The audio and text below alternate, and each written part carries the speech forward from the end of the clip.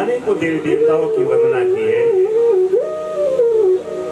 अनेकों पेड़ पौधों की, जलचर थलचर भूत पिशाच डाकनिया साकनिया ताल निताल सबकी वंदना की है। गोस्वामी जी ने ऐसा कोई जीव जंतु धरा पर नहीं छोड़ा जिसकी वंदना रामचरितमानस में ना की हो। सभी का नंदन अभिनंदन किया है, लेकिन भागवत में ऐसा नहीं है। सभी वेद व्यास महाराज ने केवल भागवत में सत्य की वंदना की है। सत्य माने परमात्मा, धर्म न दूसर सत्य समाना, सत्य की वंदना। और क्या कहा? सच्चिदानंद रूपाया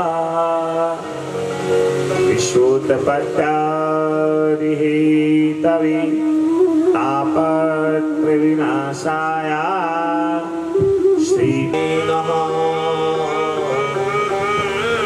तस्मै श्री गुरुवे नमः। कर्पूरी गौरम करुणावतारम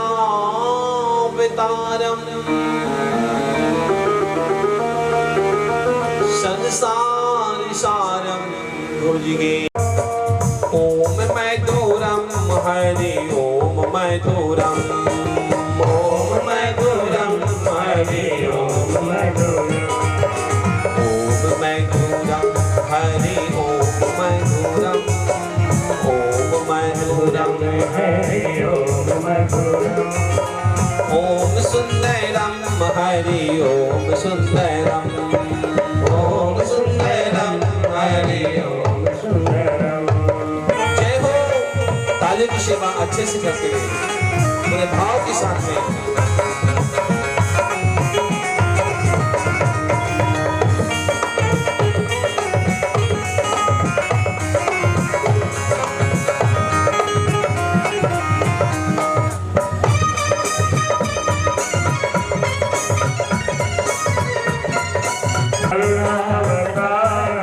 संसारी सारम भुजगेन्द्रहारम, संसारी सारम भुजगेन्द्रहारम, सदा वसंतम हृदयारविंदे, सदा वसंतम हृदयारविंदे, भवं भवानी सहितं नमामि, भवं भवानी सहितं नमामि।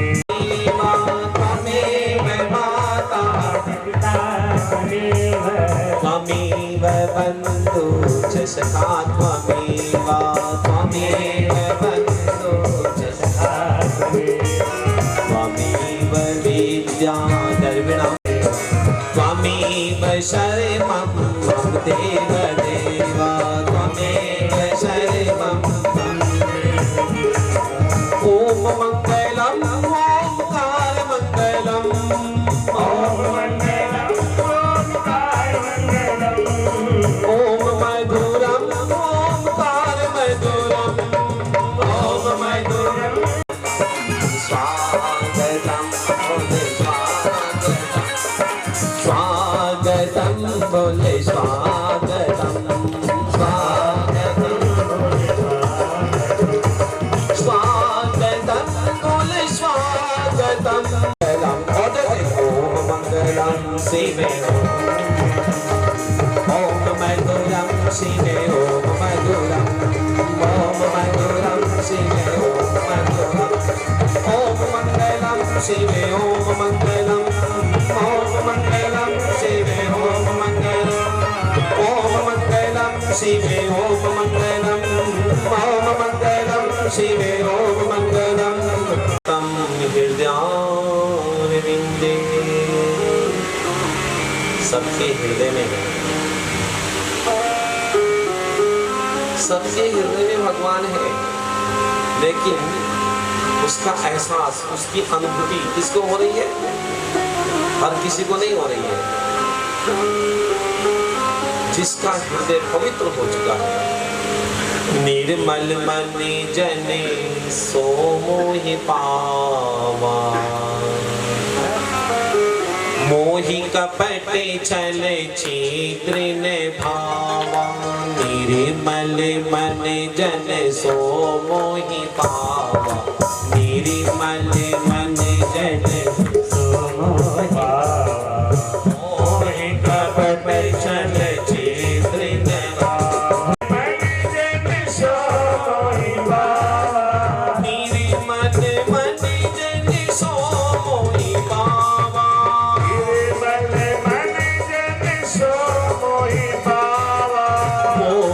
कपटी चले छिद्रिन भावा नाना धर्मिन दूसरे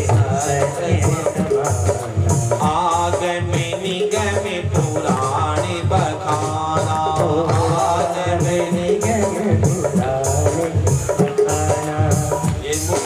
ये मुख खुल नहीं रहा है गायन में। क्यों नहीं खुल रहा है? क्योंकि इससे बहुत निंदा चुगली कर रखी है। इसने कह दिया कि भगवान के नाम पे नहीं खुल रहा है, और किसी से लड़ाई हो जाए, बहसबाजी हो जाए, किसी की चुगली हो जाए तो फटाफट ऐसे सब निकलेंगे कि जिनकी कल्पना नहीं कर सकते। आगे में निगम पुराण बखाना आगे में निगम पुराण बखाना धर्म ने दूसरे सत्य समाना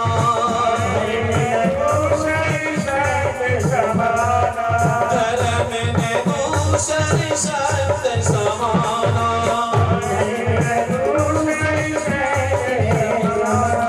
आगम निगम पुराण बखाना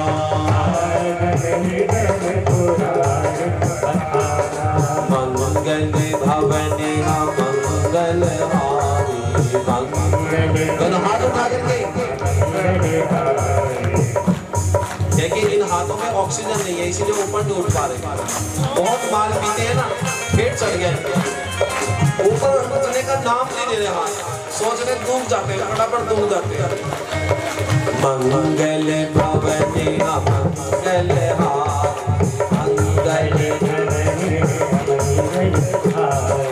उमा सहित जही जपत पुरारी उमा सहित जपत पुरारी मंगल भवन मंगल हारी हृदय हो सो दशरथ अजर बिहारी हृदय हो सो दशरथ अजर बिहारी। धर्म क्या है? सत्य। सत्य को धारण कर लो, सत्य में रमण करना शुरू करो, जीवन में सत्य ले आओ। जो भी भगवान से मांगोगे वही पूरा हो जाएगा। और जीवन में सच तो होगा, झूठ भर दिया। इस शरीर में क्या भर दिया? झूठ। ये शरीर झूठा कर दिया। परमात्मा ने जो वस्त्र दिया था ना, इसको जगह जगह से झूठा कर दिया, हाथों से, वाणी से, आंखों से, सब जगह से झूठा हो गया। अब भगवान के आगे बोलते रहते कि प्रभु हमें धन चाहिए। गुरु साक्षात परब्रह्म तस्मै श्री गुरुवे नमः। वसुदेवं भगवती भक्ति योगा प्रयोजिता जन्यं यासु वैराग्यं ज्ञानं च यदहेतुकम्। मैं अपने गुरु महाराज को नमस्कार करता हूँ। वह जहाँ पर भी है, जिस रूप में भी है, वह आकर के मुझे इन प्रश्नों की उत्तर देने की शक्ति प्रदान करे। तो आइए अपने मन के भाव से अपने अपने गुरु महाराज को याद करें। और जिनके कोई गुरु नहीं है, हमारे इस शरीर में जो अंत आत्मा है, उस आत्मा को अपना गुरु बना करके प्रणाम करें। और दोनों हाथ उठा करके बोले नमो नमः शिवे नमो नमः नमो नमः शिव नमो नमः। दोनों हाथ उठाके नमः शिव नमो नमः, नमो नमः शिव नमो नमः। गुरुदेवाय नमो नमः, गुरुदेवाय नमो नमः। देखिए हमें अगर फौज में जाना हो ना तो जाने से पहले प्रैक्टिस करनी पड़ती है ना। खाना बनाना हो तो खाना बनाने की प्रैक्टिस हो। अब आप भागवत में अवगाहन करना चाहते हैं तो इसकी प्रैक्टिस होगी। कभी हाथों को ऊपर उठाना पड़ेगा, कभी हाथ जोड़ने पड़ेंगे, कभी कमर को सीधा करना पड़ेगा। प्रैक्टिस तो करेंगे और कमर भी मोड़ करके बैठे रहेंगे ना, हाथ उठेंगे ऊपर, तो क्या आनंद आएगा? आनंद नहीं आएगा। ये प्रैक्टिस चल रही है। भागवत तो एक श्लोक में ही है, वो तो 7 दिन में 1 मिनट में सुना दी जाएगी भागवत। तो सबसे पहले थोड़ा सा प्रैक्टिस कर लें हम। दोनों हाथ उठा करके नमो नमः शिव नमो नमः, नमो नमः शिव नमो नमः। जय हो शिव नमो नमः, नमो नमः शिव नमो नमः, शिव नमो नमः। नमो नमः शिव नमो नमः, नमो नमः शिव नमो नमः। बोलो नमो नमः शिव नमो नमः, नमो नमः शिव नमो नमः। नमो नमः शिव नमो नमः, नमो नमः शिव नमो नमः। नमो नमः शिव नमो नमः, नमो नमः शिव नमो नमो नमः शिव नमो नमः, नमो नमः शिव नमो नमः। जय जय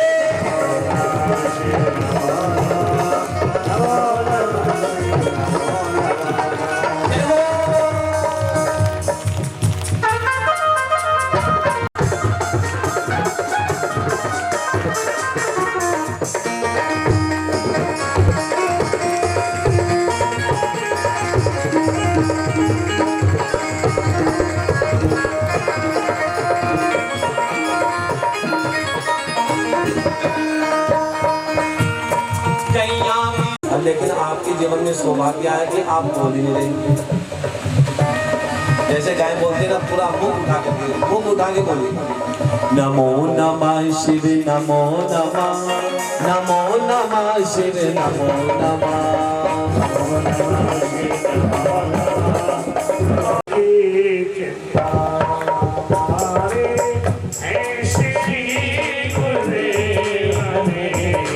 किस बात की चिंता रख दिया जन्मात में, इस बात की चिंता जननी में रख दिया जन्मात में, किस बात की चिंता। गुरुदेव तुम्हारी जय होवे, गुरुदेव तुम्हारी जय होवे, गुरुदेव तुम्हारी जय होवे, गुरुदेव तुम्हारी जय होवे। देखो कई लोग ताली तो बजा रहे लेकिन गा नहीं रहे। ताली अगर बजा रहे हैं तो गाइए। मेरे से नाराजगी हो तो कोई बात नहीं चलेगा, लेकिन कथा तो नारायण की हो रही है, गायन नारायण का हो रहा है। और अगर नारायण के लिए भी हम गा नहीं सकते तो अगली योनि ऐसी मिल जाएगी कि मुक्त होगा, शायद जिम्मा नहीं होगी। और हम सोचते रहेंगे हे नारायण ये किस पाप का बदला आज मिल रहा है, जीवन नहीं। इसलिए माताओं, मानव जीवन पाए उस नारायण के नाम को मदमस्त होकर गाइए, आनंदित तरीके से गाइए, झूम झूम कर गाइए, पूरे भाव से गाइए और कहिए हमारे हैं श्री गुरुदेव हमें इस बात की चिंता। हमारे हैं श्री गुरुदेव हमें इस बात की चिंता। अपने अपने सिर को बाहर के लगाइए।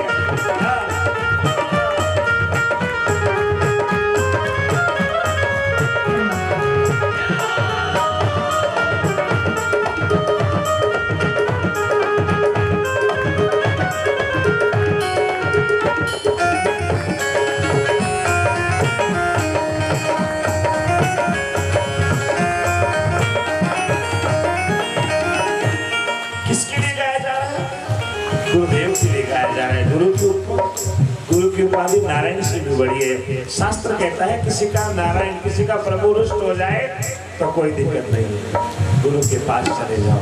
हरि रूठे गुरु ठोर है, गुरु रूठे नहीं ठोर। गुरु के लिए हम गा नहीं सकते।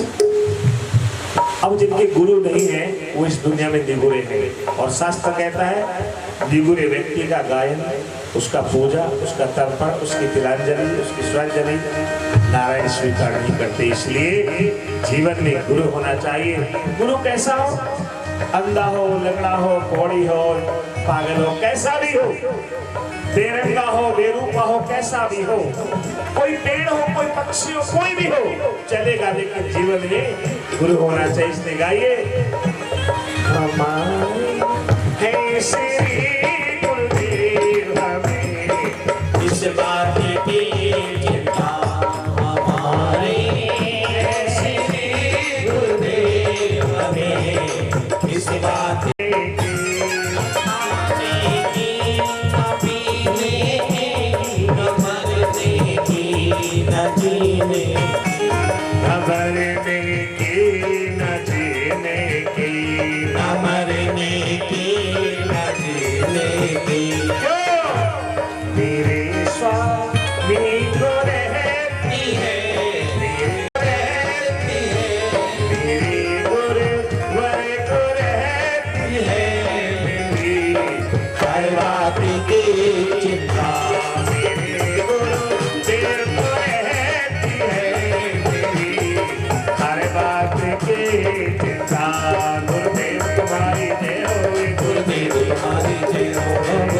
तुम्हारी जय, तुम्हारी जय हो।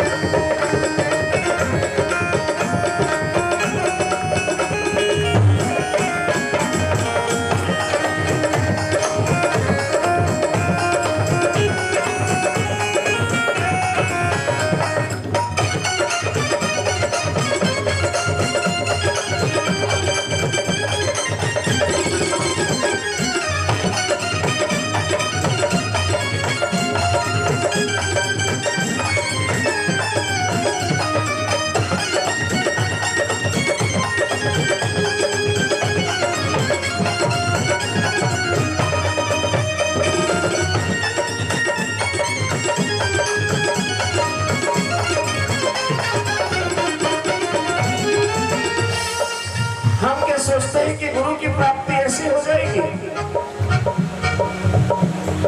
नहीं, ध्यान रखना है, बिना हरि की कृपा के गुरु की प्राप्ति नहीं हो सकती। परमात्मा को सब मानते हैं। एक नास्तिक है जो कभी मंदिर नहीं जाता, परमात्मा को वो भी मानता है। और हम ही नहीं, जितने जीव हैं जिनको सब परमात्मा को मानते हैं, मानना अलग विषय है और उसकी कृपा हो जाना ये अलग विषय है। जिसके ऊपर कृपा हो गई उसे गुरु की प्राप्ति होगी, और जिसके ऊपर कृपा नहीं है माताओं, उसे कभी गुरु की प्राप्ति हो ही नहीं सकती। संसार का धन, वैभव, सुख, संपत्ति हो सकती, हम जितने भी बैठे हैं ना, हम भगवान के अंश अवतार हैं, अंश हैं हम भगवान के। अगर हमें अपने जीवन में कोई भी पद प्राप्त करना है, आध्यात्मिक जगत में देवी बनना है, ऋषि बनना है, महात्मा बनना है, जैसे पढ़ लिख करके हम किसी भी पद को प्राप्त कर सकते हैं। डॉक्टर बन सकते हैं, इंजीनियर बन सकते हैं, साइंटिस्ट बन सकते हैं, पढ़ लिख करके मजिस्ट्रेट बन सकते हैं। इसी प्रकार से साधना है जीवन में, साधना प्रभु की साधना है, उसको करने से आप देवी बन सकते हैं, देवता बन सकते हैं,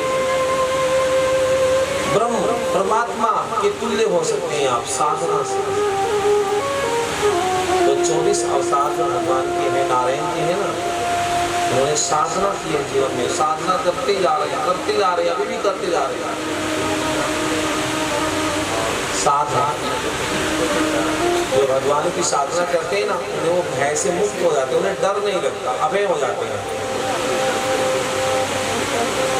जैसे साधना में हम लोग अपना कदम बढ़ाते हैं, सुबह शाम बैठ कर के ध्यान करते हैं, परमात्मा की साधना करते हैं, तो हमारा पूरा ही वातावरण एकदम चेंज हो जाता है।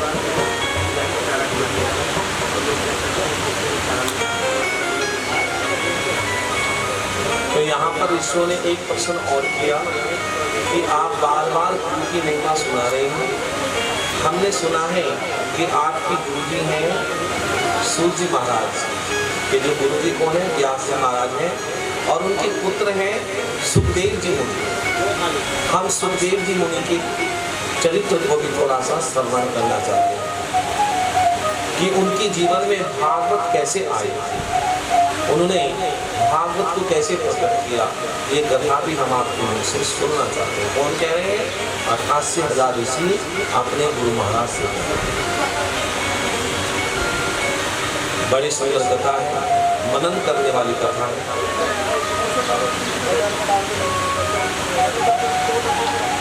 एक बार भगवान भोलेनाथ बैठे हुए हैं और स्वयं माता ने इच्छा व्यक्त की है, स्वामी मेरी बार बार मृत्यु होती है और बार बार मेरा जन्म होता है। आपने ऐसी कौन सी औषधि का पान किया है जिससे आपकी ना कभी मृत्यु होती है ना आपका कभी जन्म जाता है? तो भगवान भोलेनाथ कहते हैं कि मेरे पास क्या है?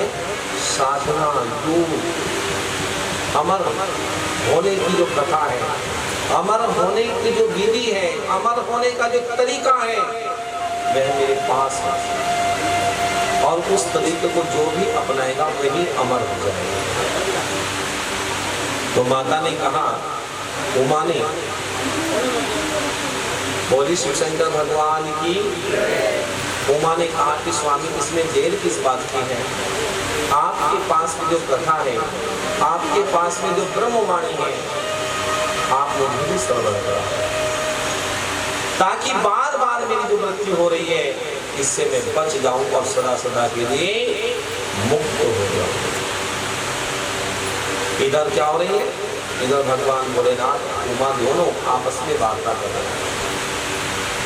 इधर गोलोक धाम में राधा रानी सुखदेव जी महाराज से कह रही कि सुखदेव इस पृथ्वी पर जाओ, जो व्यक्ति तन से दुखी है, मन से दुखी है, धन से दुखी है, उन्हें भागवत रूपी ज्ञान से क्या करो? आनंद करो। सुखदेव जी महाराज कहते हैं कि माता मैं कैसे इस पृथ्वी लोक पर जाऊंगा? जो भी प्राणी इस पृथ्वी लोक पर जाते हैं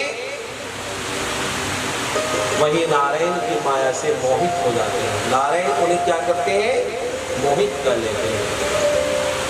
आए थे हरि भजन को और होटल लगे कपास। हम जब गर्भ में होते हैं ना तो उल्टे लटके हुए होते हैं और प्रार्थना करते हैं कि प्रभु हमें इस गर्भ से बाहर निकालो। हम जब संसार में जाएंगे तो आपका भजन करेंगे, कीर्तन करेंगे, आपको जानने का यत्न करेंगे, लेकिन जैसे ही गर्भ से बाहर आते हैं तो उस वायदे को तुरंत क्या करते हैं? भूल जाते हैं। तो सुखदेव जी महाराज को आशीर्वाद दिया है राधा रानी ने कि जाओ, आपके ऊपर माया का कोई असर नहीं होगा। तो भगवान भोलेनाथ अपने मंच पर बैठे हुए हैं, उमा उनके सम्मुख बैठी हुई है। भगवान भोलेनाथ कहते हैं कि अमर कथा, अमर ज्ञान गोपनीय है, गोपनीयम गोपनीयम, इसे गोपनीय रखना चाहिए। आपके अलावा अगर किसी और ने सुन लिया तो वह भी सदा सदा के लिए क्या होगा? अमर हो जाएगा। आप जरा उठ करके देखो कि कोई अन्य प्राणी तो नहीं है यहाँ पर। जैसे उमा ने उठ करके बाहर निकल करके देखा तो चारों ओर बर्फ ही बर्फ, कोई प्राणी वहां पर नहीं है। कुछ समय पहले वहां पर सुख पक्षी का एक जोड़ा रहता था। ठंड के कारण वह मैदानी क्षेत्र को निकल गया, लेकिन उसका अंडा वहां पर। भगवान भोलेनाथ अपने व्यास मंच पर बैठ गए और उमा से कहा कि जब तक मैं आपको कथा सुनाऊंगा आपने अपने मुख से क्या बोलना है? पता तो चलना चाहिए कि आप कथा सुन रहे हैं। आपने ईश्वर का नाम उच्चारण करना है, परमात्मा का नाम उच्चारण करना है। परमात्मा के निज नाम का आपने उच्चारण करते रहना है। परमात्मा का निज नाम, स्वयं नाम क्या है जो उमा गा रही है। जैसे भगवान भोलेनाथ कथा को प्रारंभ करते हैं, नेत्र बंद करके उमा अपने मुख से उसी नाम को उच्चारण करती रहती है। नाम क्या है?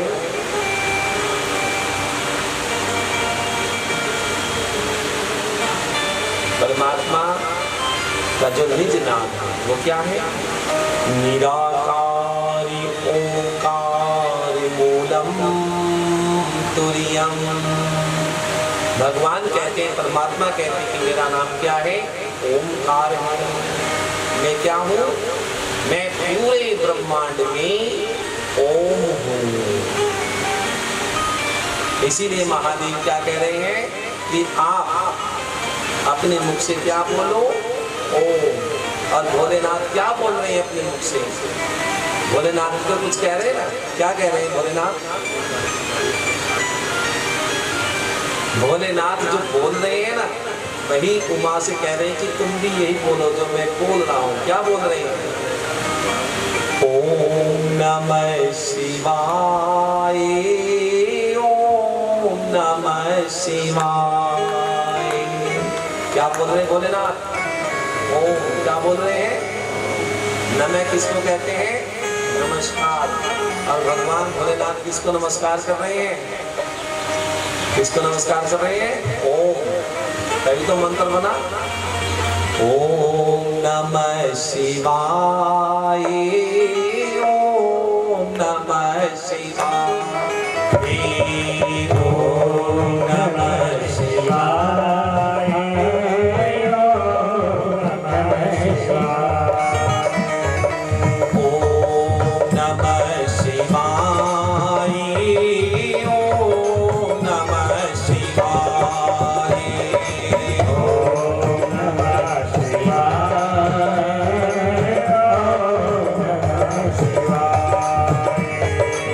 भोले बाबा ओम नमः शिवाय, भोले बाबा ओम नमः शिवाय, प्यारे प्यारे बाबा ओम नमः शिवाय, प्यारे प्यारे बाबा ओम नमः शिवाय, ओम नमः शिवाय, ओम नमः शिवाय, ओम नमः शिवाय, ओम नमः शिवाय।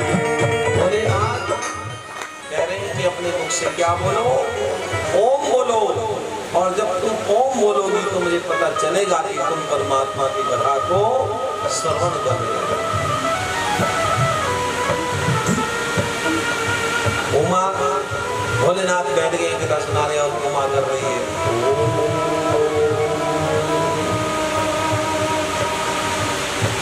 और कथा में इतना आनंद आ गया कि जो अंडा था ना, वह अंडा भी ओम के वाइब्रेशन में आते ही जीव, और जीव से अंडे से जीव बाहर, और जैसे उमा गा रही है ओम, ऐसे ही जीव भी गा रहा है ओम। जैसे बच्चा पैदा होता है तो अपने मुख से क्या बोलता है?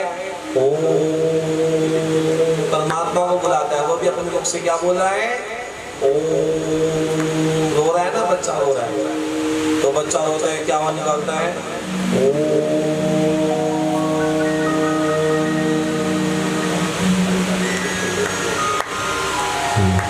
लेकिन ओम बोलते बोलते ही उमा को नींद आ गई, निंद्रा प्रकट हो गई। और जैसे ही निंद्रा प्रकट हुई तो जीव ने ओम बोलना शुरू कर दिया। जब कथा को विराम देने का है, क्योंकि उसने क्या किया था? ओम का उच्चारण किया। भगवान भोलेनाथ कहते हैं कि भाई इस सुत पक्षी ने कथा सुनी है, कोई बात नहीं, लेकिन ब्रह्म विद्या किसने चोरी कर दी? इसको दंड भी देना चाहिए। इसने अगर कथा सुननी थी तो सामने बैठ करके सुन लेना, लेकिन इसने व्यास मंच के पीछे बैठ करके इस विद्या को सुना, इसलिए ब्रह्म विद्या का चोर है। जैसे भगवान भोलेनाथ ने अपने हाथ में त्रिशूल उठाया तो सुख पक्षी ने समझ लिया कि अब भोलेनाथ मुझे दंड देंगे, लेकिन भोलेनाथ का जो स्वभाव है वो कैसा है? कर्पूरिगौरं करुणावतारम, करुणा जिनके रोम रोम में है वो कैसे उसको सजा दे सकते हैं? सुख पक्षी भी चंद्रा से बाहर और पीछे पीछे भगवान भोलेनाथ अपना त्रिशूल लेकर के।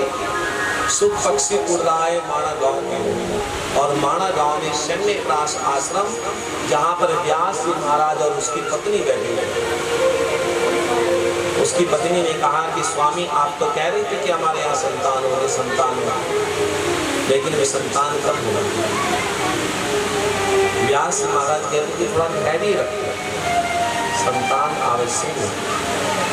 जैसे ही पिंगला ने अपना मुख खोला, उस सुख पक्षी ने देखा, बहुत छोटा सा सूक्ष्म था, उसने देखा कि इससे सुंदर छिपने की जगह मुझे कोई और नहीं मिलेगी, और तुरंत मुख में प्रवेश किया और जाकर के सुख पक्षी गर्भ में बैठ गया। गर्भ को उसने मंदिर बना दिया, साधना में तत्पर हो गया, साधना करने लगा गर्भ में बैठ करके, नित्य निरंतर परम पिता परमात्मा का ध्यान करने लगा, वंदन करने लगा, अर्चन करने लगा। उस जगह को भी उसने क्या बनाया? स्वर्ग बना दिया। और कभी कभी हम स्वर्ग में भी चले जाएं तो उसको भी क्या बना देते हैं? नरक बना देते हैं।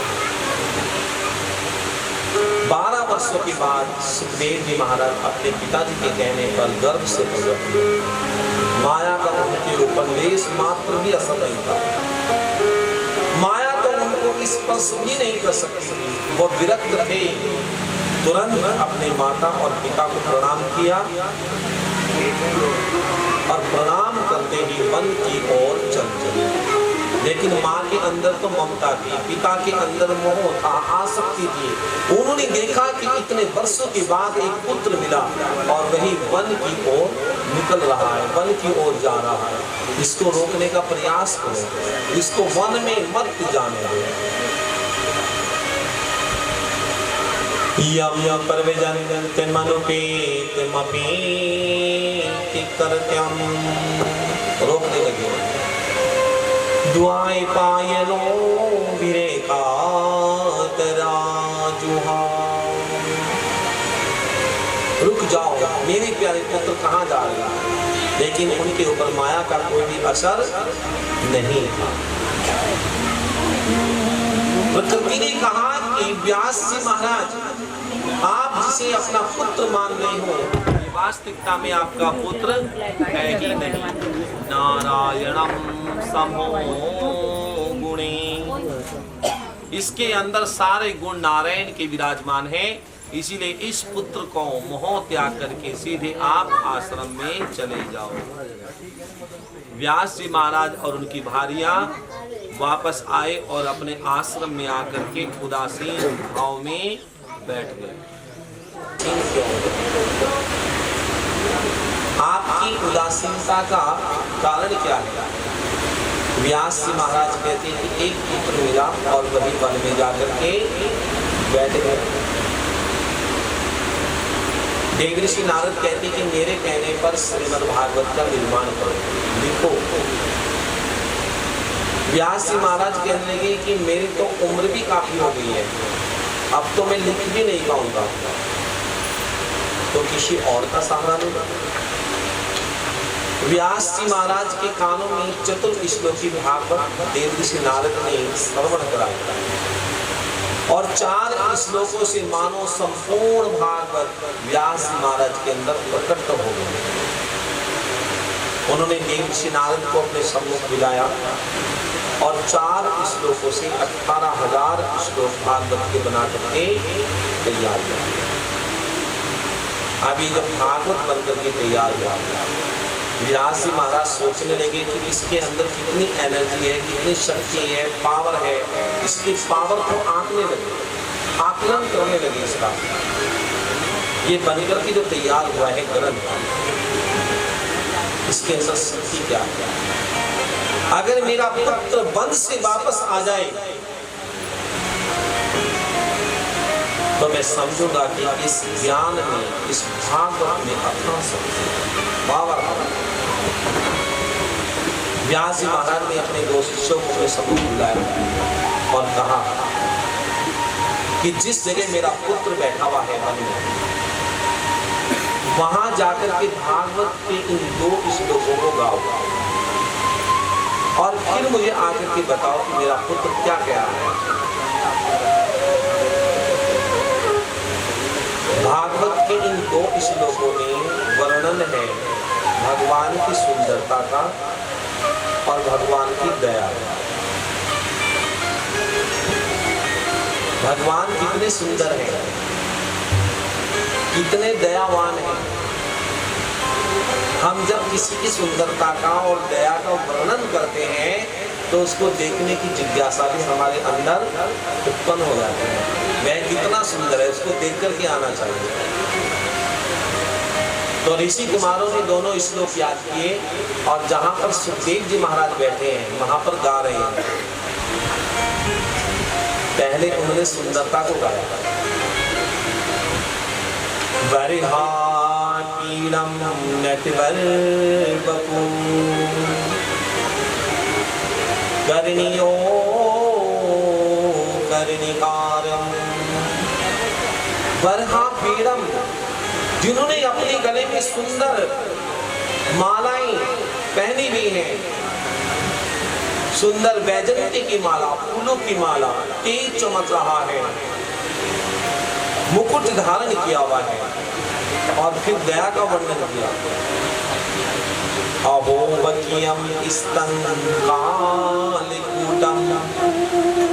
पहले तो इतना सुंदर है और उसके बाद वो कितना दयावान है। अहोवक्यम, एक राक्षस की अपने स्तनों पर काल विष लगा करके उसको मारने के लिए गई है, लेकिन वे कितना दयालु है कि उसको भी उसने मां की गति प्रदान की। जैसे ही इस लोक गाए, सुखदेव जी महाराज की समाधि खुल गई।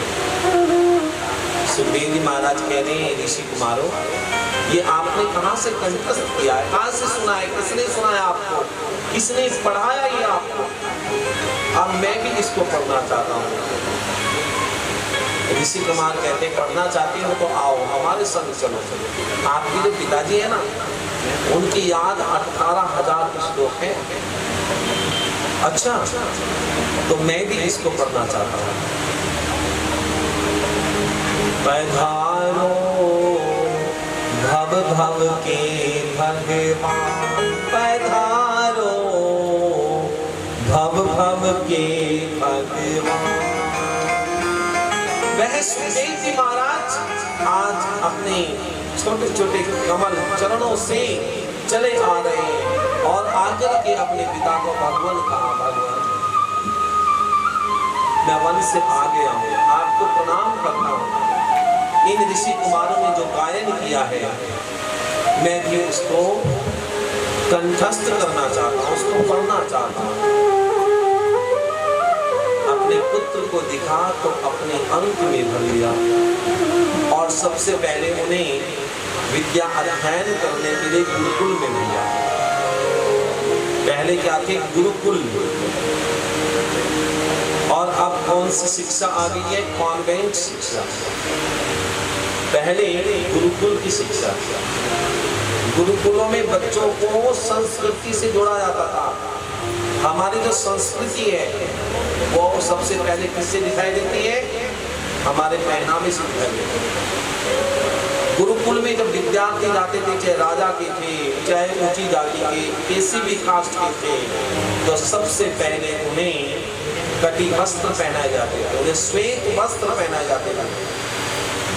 आजकल के बच्चे पहनते हैं, उन्हें शिखा रखी जाती थी, उनके गले में जनेऊ पहनाया जाता था, माथे पर चंदन होता था, सुबह शाम व संध्या वंदन किया करते थे और अपने मुख से वेदों के मंत्र उच्चारण करते थे।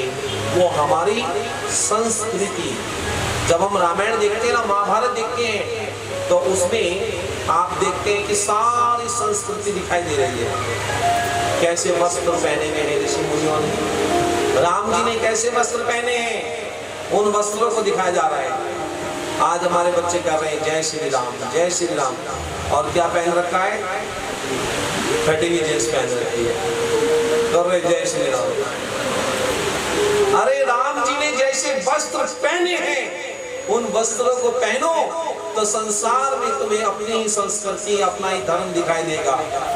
आज मुस्लिम बच्चे को देखो, वही ऊंचा पजामा, वही नीचा कुर्ता और सिर पर जालीदार टोपी, अलग ही दिखाई दे रहे, कम होते हुए भी ज्यादा दिखाई दे रहे, और हम ज्यादा होते हुए भी संसार में कम दिखाई दे रहे। क्यों?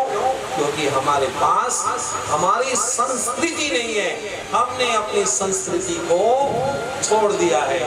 अब माताएं साड़ी में सारे श्लोकों को कंठस्थ कर दिया अपने पिता के मुख से।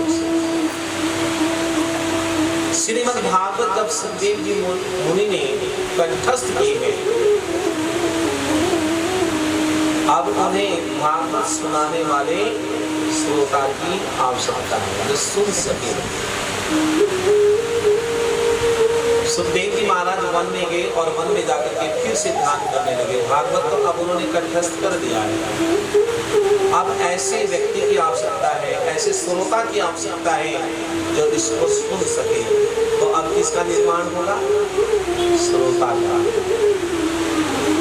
तो महाभारत का जब युद्ध हुआ तो पांडवों के वंश में उनके पौत्र परीक्षित, पांचों पांडवों ने परीक्षित को अपने सम्मुख बुलाया और कहा, हमारा मन है कि हम देवभूमि को निकल जाएंगे। अभी तुम छोटे हो, हम तुम्हारा राज तिलक करते हैं, लेकिन मंत्री ईमानदार है, वे तुम्हारा साथ देंगे।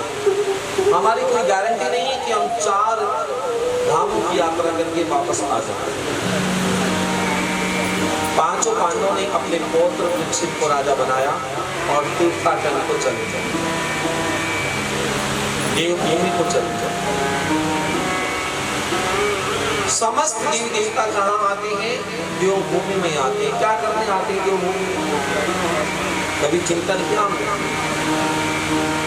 राम जी भी आए, कृष्ण जी भी आए, सारी देवियां आई, देवता आए, इसलिए तो इस प्रदेश को क्या कहते हैं?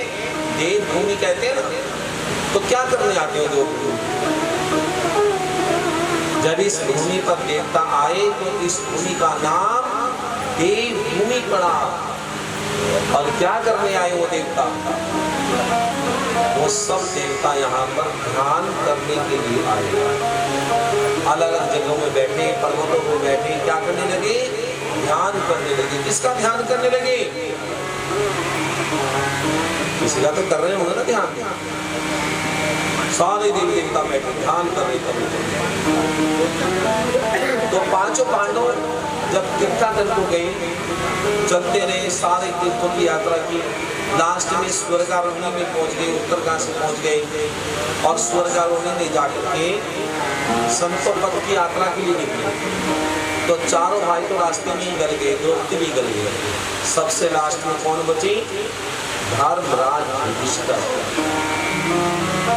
उन्होंने अपने जीवन में धर्म किया था, धर्म को धारण किया हुआ था उन्होंने, वो सत्य बोलते थे, इसलिए सबसे लास्ट तक वही बचे। और धर्मराज युधिष्ठिर। धर्म हमें पतन होने से बचाता है, रक्षा करता है धर्म। कथा में आना हमारा धर्म, कथा को सुनना हमारा धर्म। लेकिन विडंबना कि हम धर्म से विमुख होते जा रहे हैं, संस्कारों से विमुख होते जा रहे हैं, संस्कृति से विमुख होते जा रहे हैं। तो ये रक्षा कौन करेगा? ये तो पतन का विषय आ गया। धर्म कहता है कि जब आप मुझे समय नहीं दे सकते हो ना, तो मैं तुम्हारी रक्षा नहीं करूंगा, कदाचित नहीं करूंगा।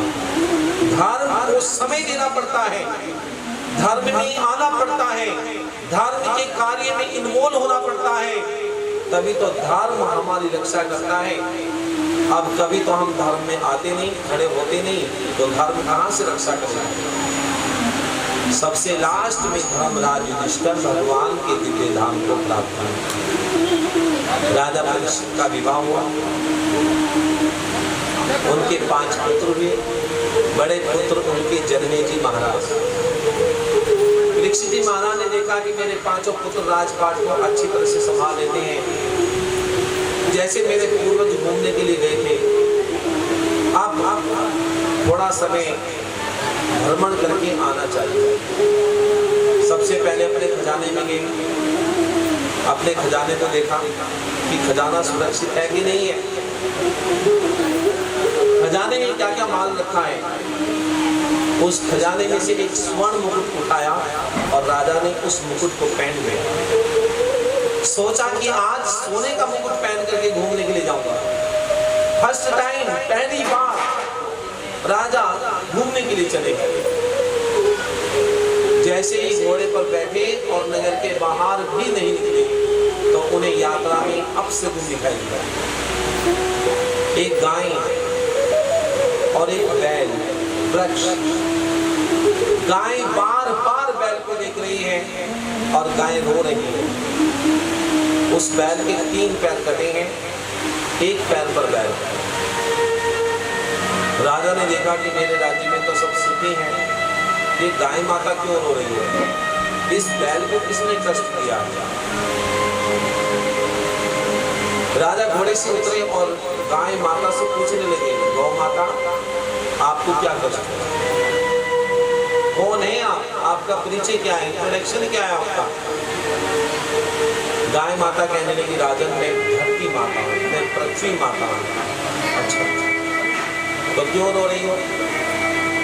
जिस नंदी को तुम देख रहे हो कि जिसके 3 पैर कटे हैं, ये नंदी नहीं, ये साक्षात धर्म है।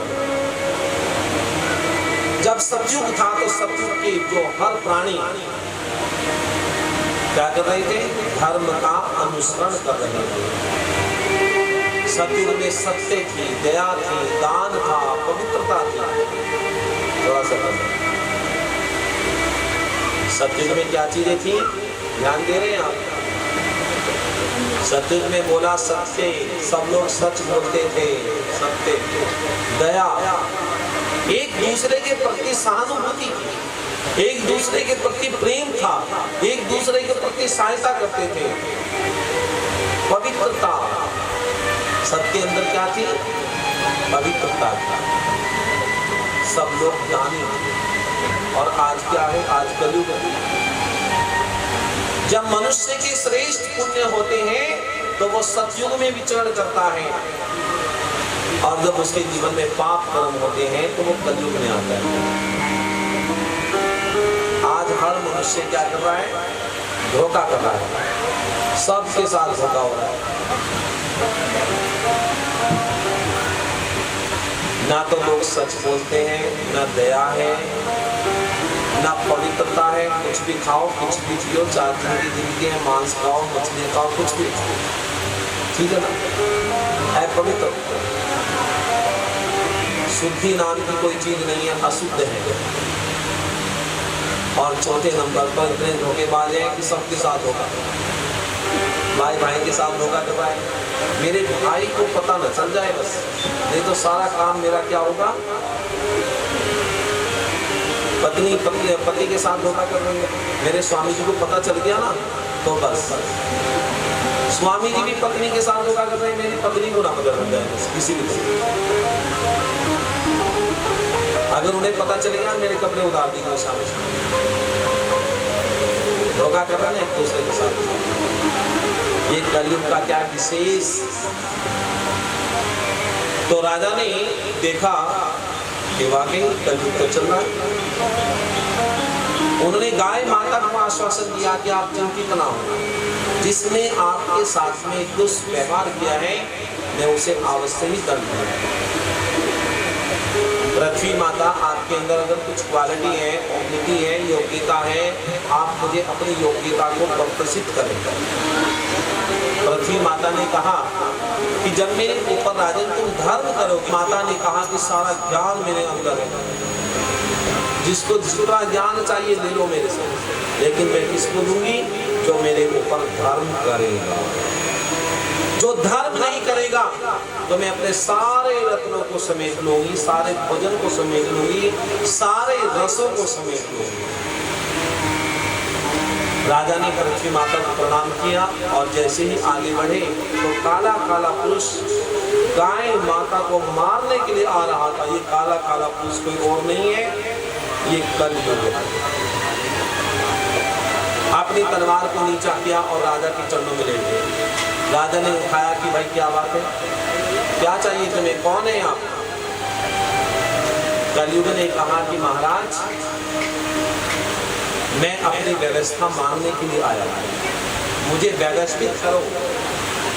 आप तो राजा है ना, सबको व्यवस्था देते हैं, मुझे व्यवस्थित करो, मुझे जगह दो, मुझे कहाँ रहना है। तो 4 स्थान राजा ने कलयुग को दिए, सुनने वाले स्थान है। कलयुग कहाँ कहाँ रहता है? धूतम पानम परिस्त्रिये गमनम। जाओ, श्राप में तुम्हारा वास हो जाए। जो श्राप पीते हैं ना, जिनके घरों में श्राप रखी हुई है, जो श्राप को स्पर्श करते हैं, उसमें कलयुग बैठा हुआ है। जाओ, जुए में तुम्हारा वास हो जाए, कपट के रूप में। जो कपट करते हैं एक दूसरे के प्रति, जो कपटी हैं, जिनका मन कपट से परिपूर्ण है, झूठ से परिपूर्ण है, उनके अंदर कलयुग बैठा हुआ है। और कभी कभी तो जब हम पवित्र अवस्था में होते हैं ना, तो दूसरे के कलयुग को एकदम पहचान लेते हैं। हम कहते हैं कि मुझे सब कुछ पता है, तेरे मन में क्या है। और तीसरे उसमें कहा कि जहाँ पशुओं की हिंसा होती है, पशुओं को मारा जाता है, कष्ट पहुंचाया जाता है, जीवों को कष्ट दिया जाता है, वहां पर पर स्तरीय गमनम। बोली सच्चिदानंद भगवान की।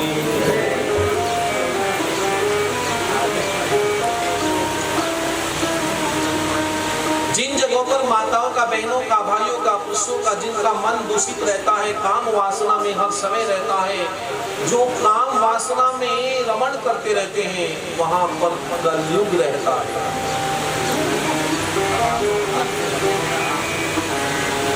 और जिनका मन कलयुग में रमण कर रहा है, वहां नित्य निरंतर पाप होते ही रहते हैं।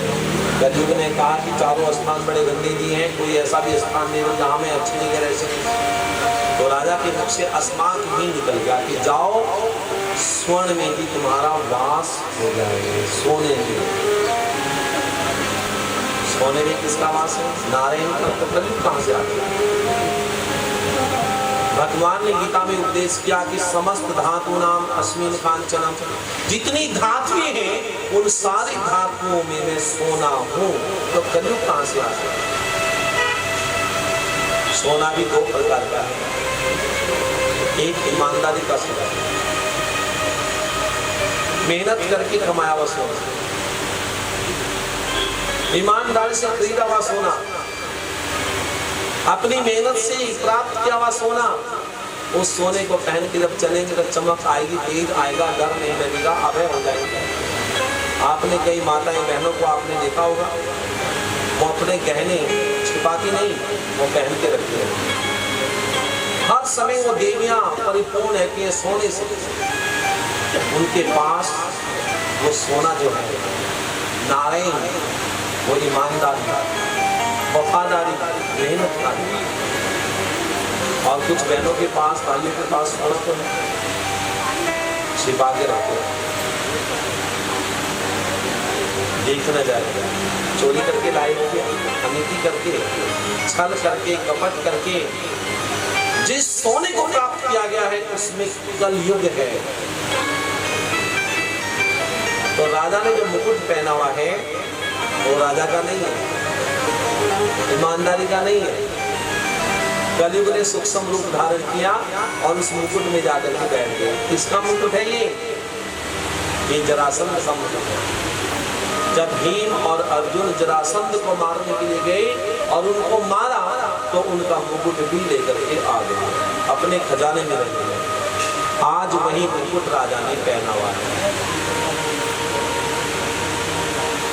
और उस मुकुट को पहन करके राजा जब वन में गए तो उन्हें बहुत प्रकार से भूख और प्यास लगी। वन में उन्होंने एक आश्रम देखा, समीक मुनि का आश्रम। समीक मुनि आश्रम में थे, लेकिन क्या कर रहे थे? ध्यान कर रहे थे, साधना कर रहे थे। और ध्यान अवस्था में जब बैठे हुए थे समीक मुनि, तो राजा आश्रम में गए।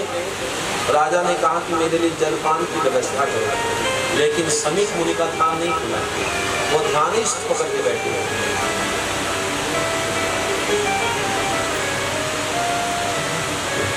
राजा को गुस्सा आया क्योंकि आज कलयुग है। आज क्या पहन रखा है? मुकुट, और मुकुट में कौन बैठा हुआ है? कलयुग बैठा हुआ है। तो राजा को आज गुस्सा आ गया, क्रोध आ गया। क्रोध जो हमारे विवेक को खत्म करता है, क्रोध जो हमारी साधना को खराब करता है, हमारे योग को खराब करता है।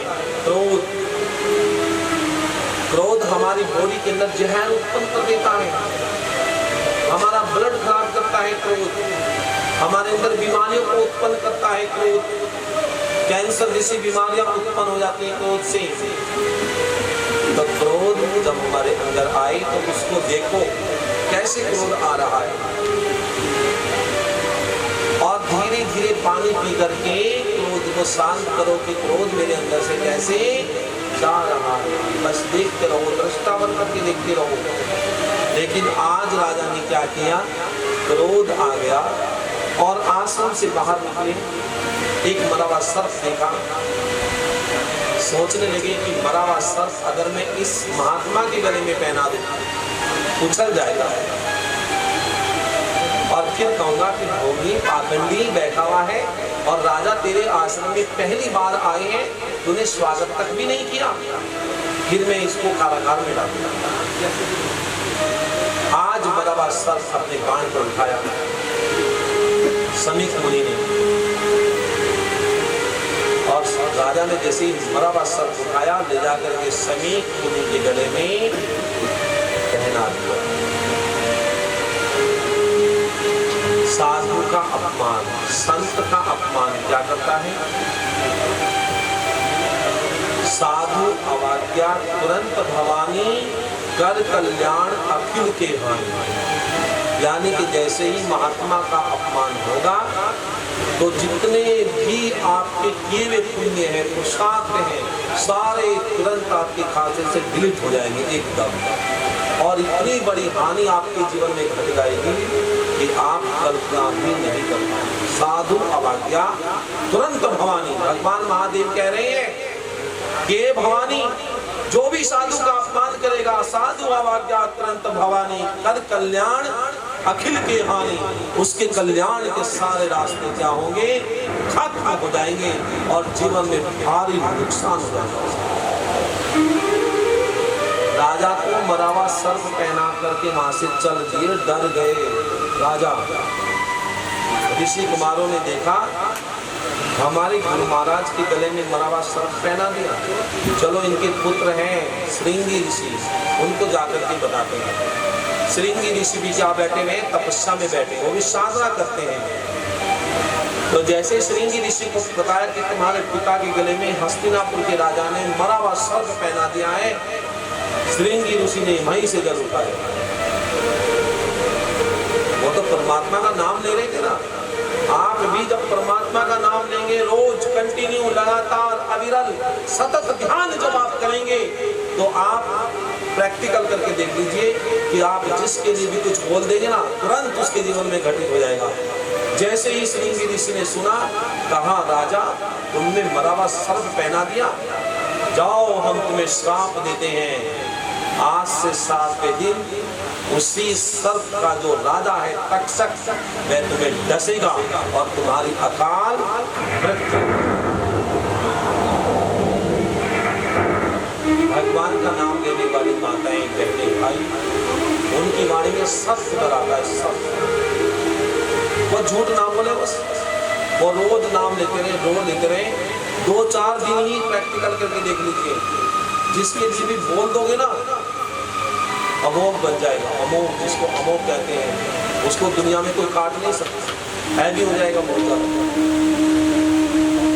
तो जैसे ही राजा के लिए श्राप किया तो मानो ऐसा लगा कि उसकी सारी जितने भी उसका राज्य था ना, अंधकार छा गया, तुरंत नेगेटिविटी आ गई उसके जीवन में।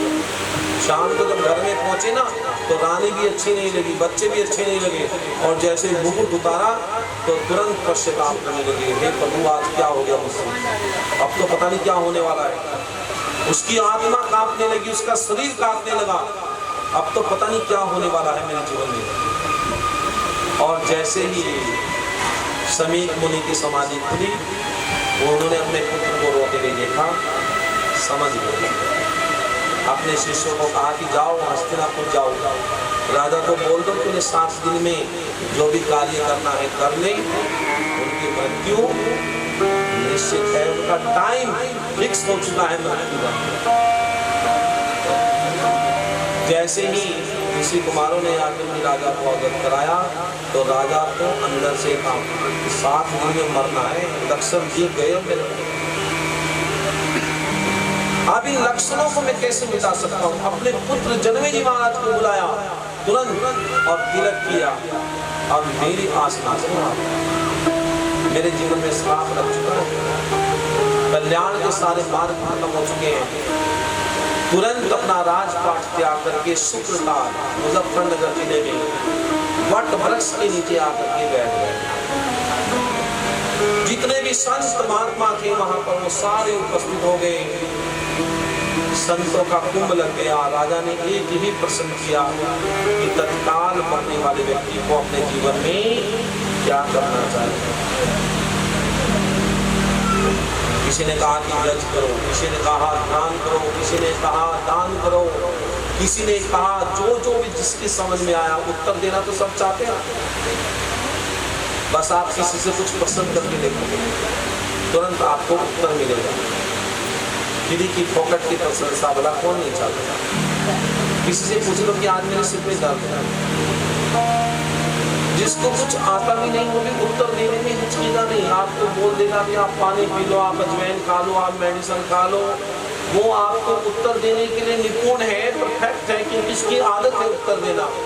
वह अपनी प्रशंसा को भला चुकेगा। तो जितने भी संत वहां पर बैठे हुए थे उन्होंने उत्तर दिया, लेकिन राजा किसी के उत्तर से संतुष्ट नहीं होता।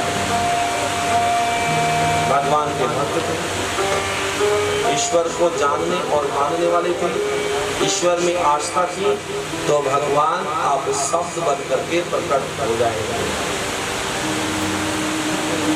इसके लिए राजा शब्द जो भगवान में आस्था रखते हैं, भगवान में विश्वास रखते हैं, तो भगवान उनके सहायक हो जाते हैं। और कई बहनों को, कई भाइयों को लगता है कि भगवान है ही नहीं। समझ में कहते कहाँ है भगवान? उनका चित्त ज्ञान से भरा हुआ, उनके चित्त पर मैल जमी हुई। जैसे शीशे के ऊपर मैल जम जाती है तो मुख दिखाई नहीं देता। सुबह जब हम गाड़ी चलाते तो हमारी गाड़ी के शीशे पे पोस जम जाती है तो रास्ता दिखाई नहीं देता। फिर अखबार से, कपड़े से, पानी से साफ करते हैं तो प्रत्यक्ष दिखाई देता है। इसी प्रकार से हमारे यहाँ पे चित्त लगाया है, मन के अंदर जो चित्त लगाया है, इस चित्त पे मैल आने पे ब्रह्म दिखाई नहीं दे रहा। सोच रहे हैं कि संसार ही है, सब मर जाएंगे, हम नहीं मरेंगे, यही तो सोच रहे हैं। ये अज्ञान है। और जैसे ज्ञान होगा, चित्त जैसे साफ होगा तो ब्रह्म प्रत्यक्ष दिखाई देगा। तो कल की कथा में यही प्रश्न आएगा कि तत्काल मरने वाले व्यक्ति को अपने जीवन में क्या करना चाहिए। ऐसा कौन व्यक्ति जो मरने वाला है? हम जो दौड़ रहे हैं ना, वो मृत्यु की ओर ही दौड़ रहे हैं, जा रहे हैं रोज मृत्यु।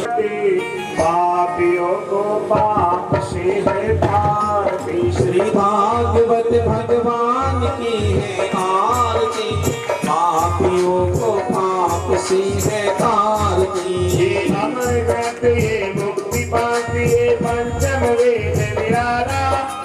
ज्योति जगाने वाला, नव ज्योति जगाने वाला, नव ज्योति जगाने वाला। हरि नाम यही, हरि नाम यही, हरि नाम यही, हरि नाम यही। जग के मंगल की आरती, पापियों को पाप से है तारती। श्री भागवत भगवान की है आरती। शक्ति गीत पावन पुनीत पापों को मिटाने वाला, हरि दर्श कराने वाला, हरि दर्श कराने वाला, हरि दर्श कराने वाला, हरि दर्श कराने वाला। ये सुख करनी है दुख हरनी, ये सुख करनी है दुख हरनी। श्री मधुसूदन जी की आरती, पापियों को पाप से है तारती। श्री भागवत भगवान की है आरती, पापियों को पाप से है तारती। ये मधुर बोल आने वाला, श्री राम यही, घनश्याम यही, श्री राम यही, घनश्याम यही, श्री राम यही, घनश्याम यही, श्री राम यही, घनश्याम यही। जग के मंगल की आरती, पापियों को पाप से है तारती।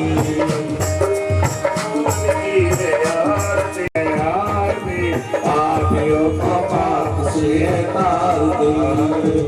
त्वमेव माता च पिता त्वमेव, त्वमेव बन्धु च सखा त्वमेव, त्वमेव विद्या द्रविणं त्वमेव, त्वमेव शरणं मम देवदेव। कर्पूरे गौरं करुणावतारं, संसारसारं भुजगेन्द्रहारं, सदा वसन्तं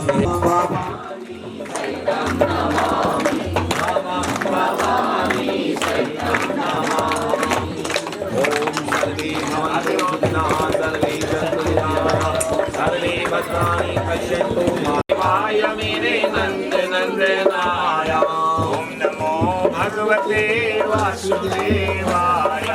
ओम नमो भगवते वासुदेवाय। नमो भगवते वासुदेवाय। वासुदेवाय मेरे शिव शंकराय।